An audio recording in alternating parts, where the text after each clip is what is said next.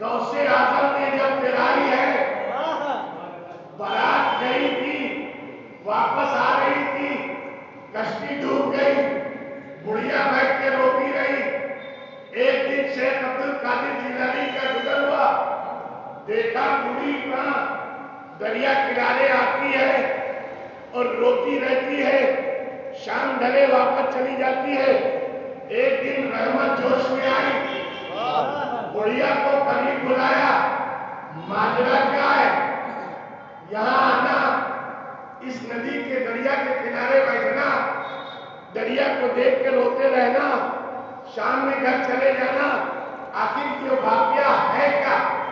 बुढ़िया ने कहा बात यह है कि मेरा बेटा बहू लेने के लिए इसी दरिया से कश्ती लेकर गया आज से 12 वर्ष पहले, लेकिन जब पलट रहा था रास्ते में मौजें आवारा हो गई, मौजें तूफानी हो गई, दरिया में तलातुम आ गया, हर तरफ से गिर गया मेरा बच्चा और इसी दरिया में डूब गया।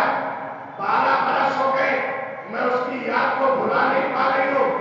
रोजाना इसी दरिया के किनारे आके बैठती हूँ कश्ती के इंतजार में, शायद कश्ती वापस आ जाए, शायद मेरा बेटा बारात लेकर वापस आए। इधर बुढ़िया का वाकया सुनाना था, निगाहें और उठी दरिया की लहरों की तरफ और इरशाद हुआ, बुढ़िया के बच्चे की बारात वापस कर। बुढ़िया के बच्चे की बारात वापस कर, हुक्म देना था। पूरा दरिया उथल पथल हो गया, पूरी दुनिया दरिया में हलचल मच गई। मैं सोचने लगा कि जब गौसे आजम की एक निगाह, गौसे आजम की एक निगाह दरिया की तरफ उड़ जाए और वहीं से हुक्म दे दे वापस कर, तो दरिया में हलचल आ जाए, दरिया में तलातुम बरपा हो।